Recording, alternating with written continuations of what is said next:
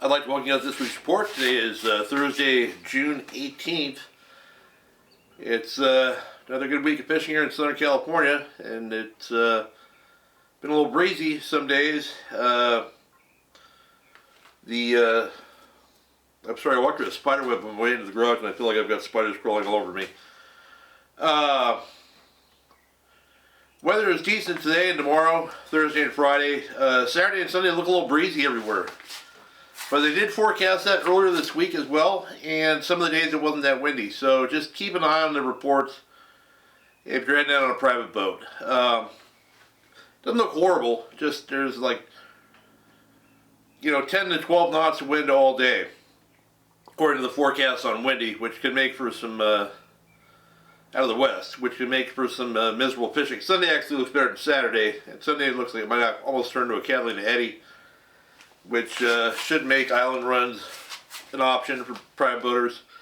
Sport boat guys, you'll be fine either way. It's not so rough that it's going to ruin your day of fishing. It's just going to be a wet ride for guys in center console and things like that. So yeah, we'll start with the Channel Islands as always here.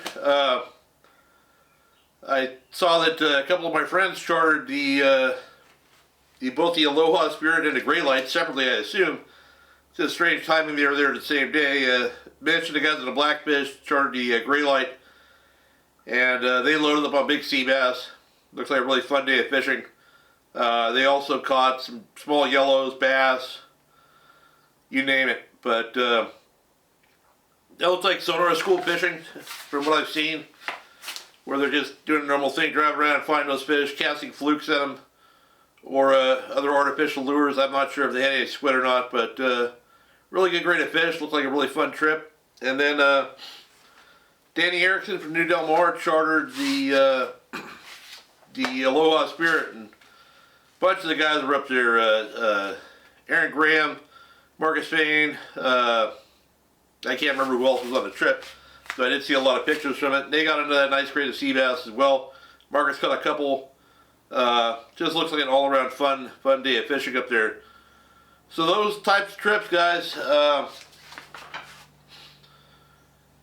you need to, if you're going on one of those boats or a boat up there fishing in that manner, it's a situation almost like when you're trolling.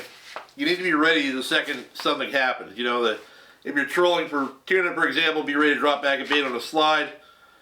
When you're fishing those sea bass and they're driving around in an area, you shouldn't be sitting in the galley eating cheeseburgers or taking a nap in your bunk. You should be probably at or near the bow of the boat with your rod and lure in hand and be ready to cast the minute that the captain calls out, hey, there's fish at 2 o'clock, whatever angle away from the boat. And because a lot of times those fish, you'll get one shot of them. The first bait's in the water, if you get bit, and if you don't get bit, you might not get a chance on that school. So some days they might wide open, other days they don't. So it's just something to keep in mind. Private boaters are also getting sea bass up there. I know my friend Rob Webster ran his boat Magellan from Huntington Harbor up to Santa Cruz Island to fish the Tuna Club's white sea bass tournament for the year. And they did great. His boat got high boat. They all are fishing in the dark, very close to it, on squid, I would imagine. And he actually set a club record, or broke a club record, that's almost a 20-year-old record, by catching a 41.2 pound white sea bass on 8-pound dacron. So if you think of 8-pound mono, 8-pound dacron is much more fragile than that is. I would equate 8-pound dacron to probably the equivalent of 6-pound mono. So there's no stretch. It has to break with an IGFA limit. So that is a pretty impressive catch, Rob. Another guy on his boat, I thought I wrote down the name, I did not. He got another big sea bass on 12-pound dacron using vintage tackle. And vintage tackle means the rod and reel have to be made prior to 1953. What the Tuna Club does is they understand it at that 1954 is the year they decided on. There were advances made in fishing tackle that gave anglers an advantage. So they have vintage tackle stuff and regular tackle stuff. They even have linen line categories and things like that. So pretty cool deal. If you're a guy that likes to fish tournaments and, you know, has a yacht, you basically need something bigger than my boat. But you know, check out the Tuna Club. I know they're always looking for new members, and they're a great bunch of guys over there. I know a lot of them. So just something to keep in mind. You know, you don't have to live at Avalon, but it's they got a fun, nice clubhouse there and everything else, and they really seem to put on some good tournaments and things like that throughout the year. So heading down, I'm going to skip SBI and Nick. Not really a lot of coverage out there. I'm still sure there's still some Seabass gills at SBI, but you got better options at other islands, I think. St. Clemente Island. So there's quite a bit of yellowtail at the island, but they're not biting the same every day, and they're not on the same grade. There's big fish on the backside, on the squid grounds there. That's for the overnight boats. You get their fish early in the morning. It's not a sure thing. I know that yesterday the Thunderbird, I think they had 10 yellowtail, and then they struggled the rest of the day to catch anything because the wind kicked up out there yesterday afternoon or late morning. As expected, he said Jeff had said it was blowing 15 to 20 knots all day, so not great. Not a good time to be a bass guy out there either on your center console. There's also yellows scattered along the front side of the island. I've talked about this the last few weeks. They're still there. They're still the same mixed grade of fish. You know, 5 pounds to 15 or 20 pounds, with most of them being smaller. Bass fishing is really good over there. I know of a few guys that have been over the last few days, and Jay Jones went on over the weekend, I think on Sunday, and with I think Gary and one of their other buddies, but I can't remember who it was. And said the bass fishing is, I'm going to quote him here, the bass are probably well enough that you can basically fish any way you want to fish and catch bass, which is pretty cool. That's a rarity even at Clemente. So he got some nice fish. They had, you know, a good time. Again, if you go out there this weekend, Sunday would be the better day to do it. Better yet, wait till Monday. If you get the day off, it's going to be nicer weather then. And if you start to see that wind come up more than forecast, you know, you don't want to end up like Jeff Markland in 15 to 20 knots of wind on your center console trying to drive home. So just keep that in mind. So I think in the Catalina, yellows are still the hot attraction over there. That Bight at Farnsworth kind of petered out. Got a lot of pressure, a lot of boats. I talked to Ron Matro. He was out there, I think Saturday. He got one nice yellow and got tired of the crowds. He said he had his boat back on a trailer by 11 in the morning, which is a good time to get back on a trailer if you get to an area that's crowded. There are smaller fish around in a lot of areas, from the west end backside to the east end backside, and most of the west end front side has yellows, and I wouldn't be surprised if the east end front side has some yellows as well, since I saw that Vaughn Podmore, the fly fishing guide, got one the other day, and he really knows that area well. I heard from Shannon at Solutions. He's still running over the island. He's running his charters out of Newport Beach, Solutionscharters.com, I think it is, and he didn't have a trip, so he took his 2 sons and their friend over to the island. And the kids caught yellowtail, bass, and everything else. And he said the fishing was good right up until they ran out of bait and went home. So that's good to see. You know, you don't need to catch 30-pound yellowtail to have fun at the island, especially if you got some kids with you. So locally, I heard from my friend KJ from Magpul Swim Baits. He had a charter on the Benny G. And they only took 4 people on there, and they went and fished Rocky Point and had excellent bass fishing. They caught barracuda, I think, as well, and a bunch of other stuff. But he sent a couple of videos of the fish biting on his A-rig he's making. Anytime I'm with you, honey. Oh, there we go, a double. And not same one. KJ, nice fishing.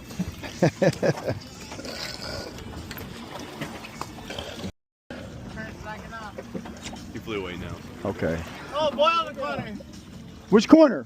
Get him, Jody! Oh, Get him, Jody! That's Jody's bait. Oh, Oh, on the sink! Oh! On the seat, these suckers hit it. Missed him, huh, Johnny? No, he's still there.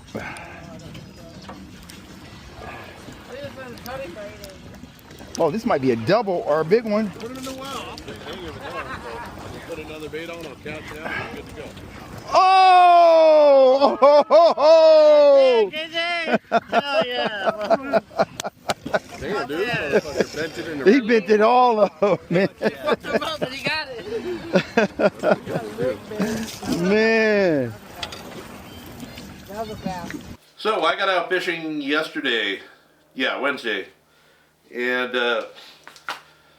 we launched out of Newport, me and Matt, Jimmy Decker, and we had a -2 low tide, which is about as low as it gets. And we launched right at low tide. We had even trouble getting Jimmy's boat off the trailer.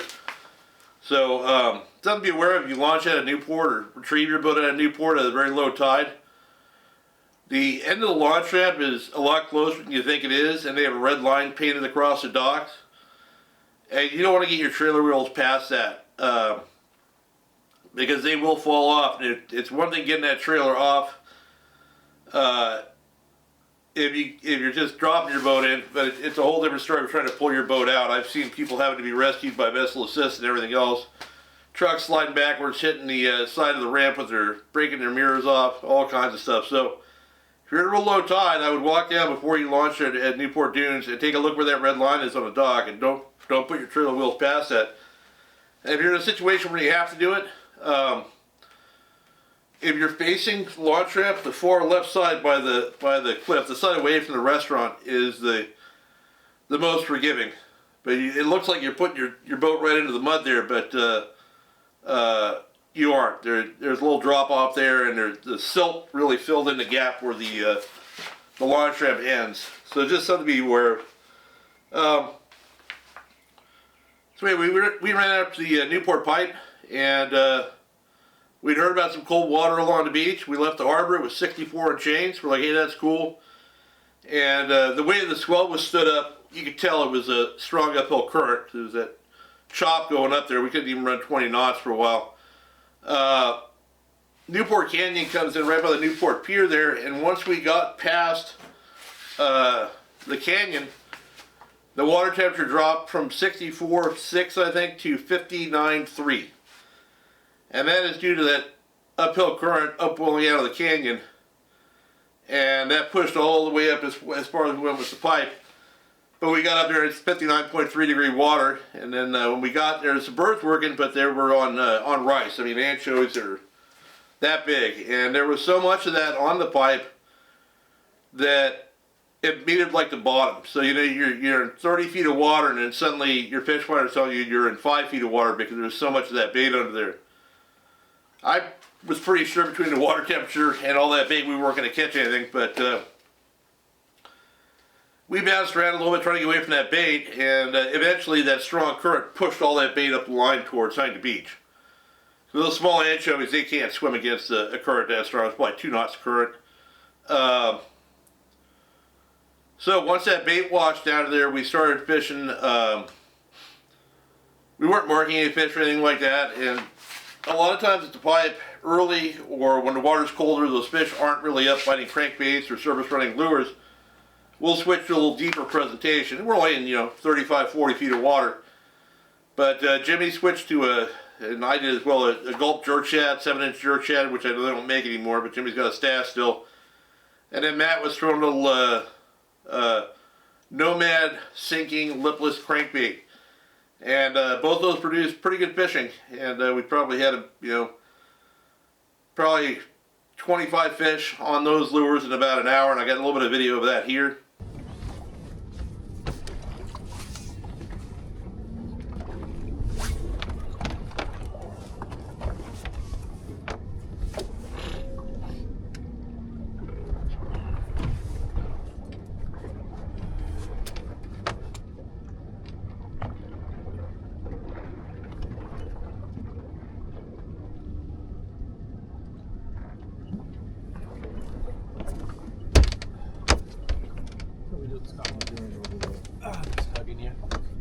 Care about you so much. Teamwork making the dream work. That's right.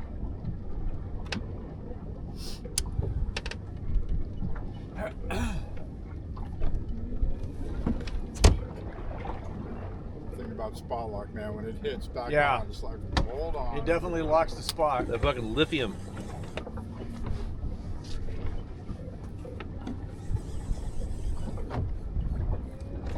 Jesus. Yeah.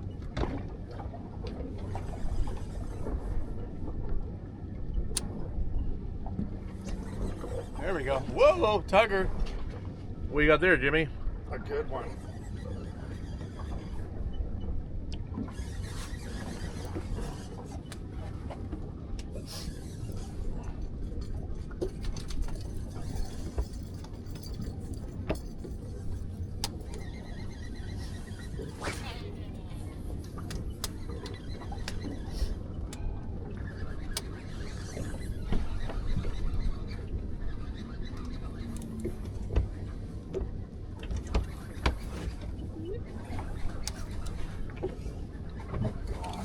What? Oh, that's a jambalaya. Excuse me. Jesus, you guys are best. Thanks, Matt. You almost knocked me out of the fucking boat, Jimmy, with that big jumbo. The other way of the camera there, Matt. Okay, we can go home now. Yeah, there you go.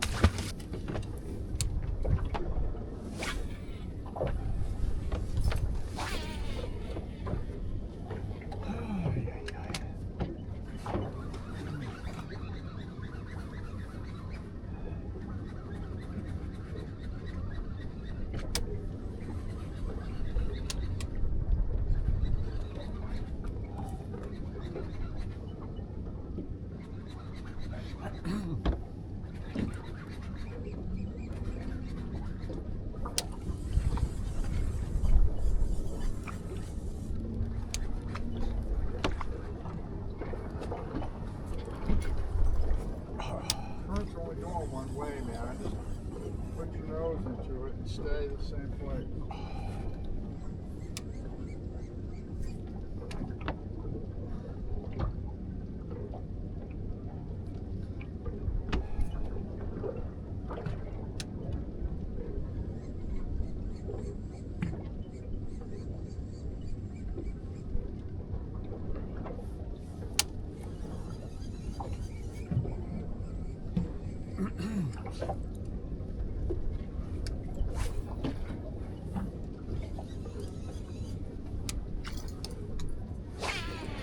We tried trolling the crankbait. Oh my God, that was a good bite. You any more of those, Matt? Uh-huh.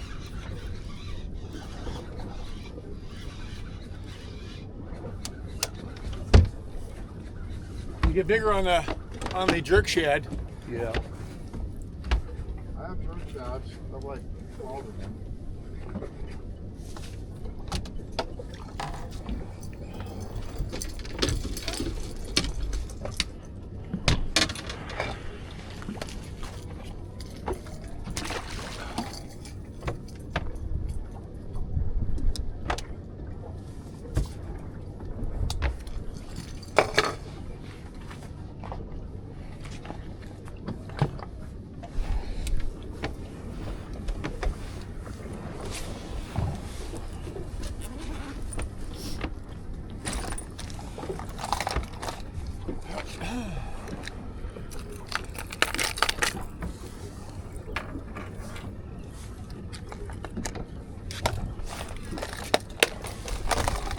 That color was originally my first choice.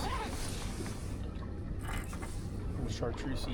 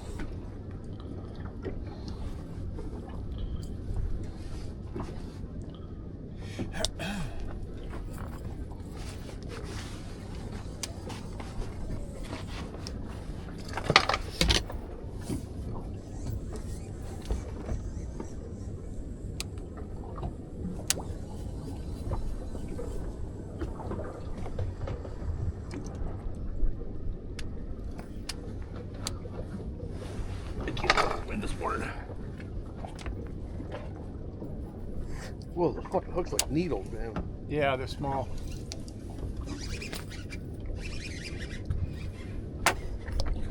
There you go. Clutch is on him. Came off. Oh, it's twisted. Just twisted. Twisty, twisty. Jesus Christ. This is the twister. I was pulling drag now.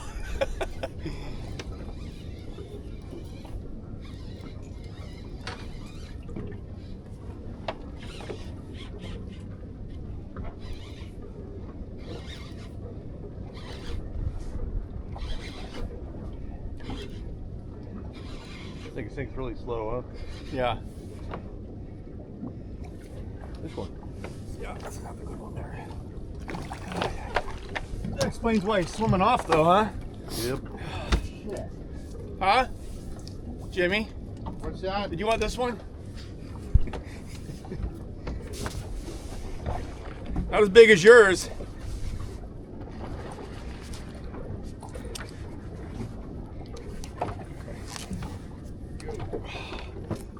So as the day progressed, we noticed that the bites on the jerk shaft were coming higher in the water column. You basically just cast that out, let it sink, do a stop and go retrieve with it. Well, they were either getting bit on the sink or they were getting bit higher on their retrieve by calico bass. So we switched to crankbaits and had good fishing on those. Jimmy was fishing an Evergreen CR16. Matt was fishing a Berkeley Dredger 17.5. And I was fishing a Berkeley Dredger 20.5. Only because I didn't have this any more of the 17.5 with me.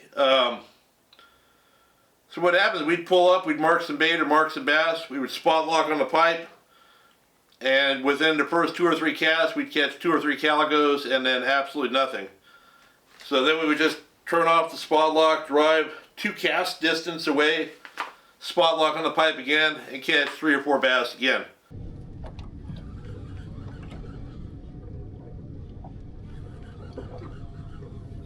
There you go. Double.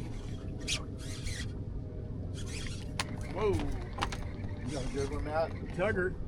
Oh, he's got a bunch with him, too. 1, 2. Oh, Jesus. Yeah, this A hook. Huh? No, I had one that really wanted another bait.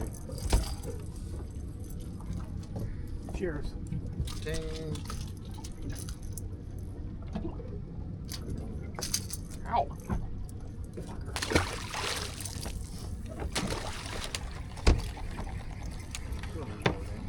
All right, you guys convinced me. He's like, if Jimmy catches him on a crankbait, that doesn't mean shit. But if Matt catches him on the crankbait, those That's a things whole are different fucking story. dumb. Message received. I'm sleeping better, I know that.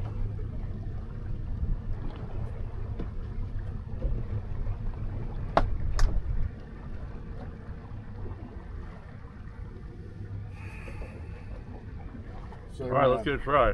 Lock it. Yes, sir. Final answer. Locked in. Locked and loaded. We're locked up. Getting a spot where you're supposed to keep it for 20 minutes, then we just go home. Are you painting today, Matt? It's the goal. I'm almost finished with that big white shark painting. He has to drive me all over town this afternoon. Oh, I forgot about that. Yeah, What's that? I have to drive him. To where? I gotta. Oh, my truck spuck broke down. I gotta follow him to the Chevy dealer. Well, that's around the corner from the house. It's right down the street. Then I gotta drive Oh, his ass fuck, that was a nice one. to Long Beach. Oh, fucking another one. Right there. Oh Matt. yeah, good God. It's like 20 of them right there. Yeah, you got a good one. I got 2 of them. Camera. Da-da-da-da-da-da. That's how Jimmy does it. Damn it, I knew they should put another set of hooks on this thing. Yeah. You can start fishing those musky lures. It just shows, you know, you're gonna if there's hungry fish in the area, you're gonna catch them on those crankbaits, and they'll come in and feed on it. So as we were doing that, we started seeing fish chasing bait on the surface, and Calico's chasing larger bait fish. And Jimmy threw the surface iron, he got one, and so we kept watching all those different fish coming up, popping up. They were never really in casting range. And then we were gonna call it a day. It was like, I don't know, 10:30. We fished for probably 2.5, 3 hours. Had probably somewhere between 50 and 60 fish for the three of us. And we were just getting ready to go, so Jimmy turned off the spot lock or stow and tackle, and another bass goes up like 30 feet away. And Matt grabs the Avco Blue Fever hard bait, big bait, 165 out of the rod rack, and catches that.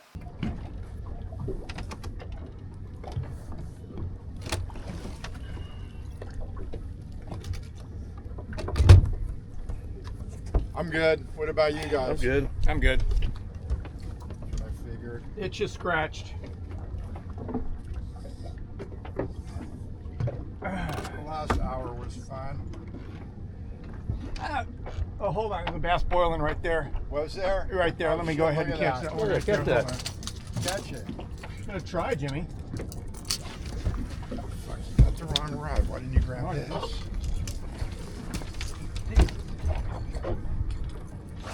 Fucker! There we go. Hold on. On the Blue Fever. Yeah, let me put this wrong. I can put this wrong rod away. Hold that up for the camera. Nice one. That's a nice one. Oh! Last bit of boils. That's right. Cast to the boil. That's 30 feet from the boat.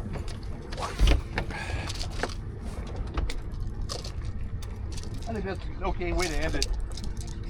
You don't want to chase boils? First, we can in an hour. I'm done. So yeah, it was a fun morning. We got back in. We were back at Jimmy's house, I think, by noon. We got to the launch ramp at 6:30, so 5.5 hour trip, door to door. Jimmy went back out this morning with his friend Dr. Chris. They got a little bit later start due to the tide. It's one thing to try and manage that when you got two buddies to help you getting the boat off the trailer. When the tide's that low, but everything when you've only got a friend of yours to help. So I think he launched at like 9:30 or something. And as I was prepping my notes for the video now here, it's about 2 o'clock, he sent me this picture of a nice bass that Dr. Chris got. So I'd say they're biting again today. So, down south, that Seabass bite that was happening dropped off. It was replaced by yellowtail. It's been good yellowtail fishing down there, especially for the half-day boats. I think the new Seaforth had 80 fish combined over their 3 trips the other day, and I just saw on Instagram this morning they had 30 yellows for their morning half day. So, a lot of good opportunity down there. I'm sure that's going to be quite a parking lot come the weekend, just due to the weather on the outside, for private boaters anyway, and the close-to-home fish biting. So, yeah, as I always say, trying to avoid the gangbang. Even if it's by a couple hundred yards, and find some fish of your own, but just be ready. If you catch those fish, the gangbang's going to come to you, and you might have to go look somewhere else. So down at the Coronados, the yellows are still biting. Full day boats are catching fish. Nothing really new. They're catching them on bait, surface iron, yo-yo, all that stuff. Just good steady summer fishing. And with the lack of offshore stuff happening in close proximity, at least consistent stuff, I would imagine that the sport boat fleet is probably going to be, the full day trip's probably going to be staying there for a while. Offshore, we have, offshore. Last week I talked about, hey, are the tuna gone? What happened to the tuna? And literally 6 hours later, the boats got back on them. And they popped right back up where they were before, which is very odd, but yeah, maybe they just didn't drive over the right patch of water. Airplane couldn't see anything. So those fish are deep, but they got on the fish and they're back on them. Fish are, mid-grade up to, I would say 50, 60 pounds up to 150, somewhere in that range. I'm sure there's some smaller ones in the mix, but those are mostly being caught at night on jigs. Saw a few pictures of daytime bait fish, but it doesn't seem like that's nearly as productive as the nighttime jigging. And they're not getting huge scores. It's not like easy limits, but they are getting fish. I think I don't know. One of the boats had like 30 the other night. But when there are these bigger fish, it's hard to catch too many of them because it takes a long time for guys to reel them in. So hopefully they stick around or get a little closer. They're still outside of by Cortez out there, which I wouldn't mind having them slide inside Clemente, so I might catch one, but I'm not going to worry about it if they don't. And I'm certainly not going to go at night, but yeah, finally there's yellowtail on kelp patties all the way from basically Newport Beach down to well below the Mexican border. And the further south you go, the better chance you get something additional like a Dorado. They're getting some good grade ones down there, mixed with a nice size kelp patty. And they're not those little tiny yellowtail either. They're actually normal size yellowtail, which is good to see. I hate those ears for every yellow you catch on a patty is a 3-pounder. I know I think the Old Glory had 3 Opa the other day, and I don't know where they got those, but I would imagine that people dropping down next to a kelp patty caught those fish. They will travel underneath kelps a lot, but quite a bit deeper than the other species. So yeah, that's it. It's pretty good fishing everywhere. We do have a little bit of wind to deal with on Saturday and Sunday, but Saturday's the windier of the 2 days as it looks like, but that weather forecast may not come through as expected. And we're on a new moon cycle right now, so all the bites that we're on are not likely to change dramatically in coming days.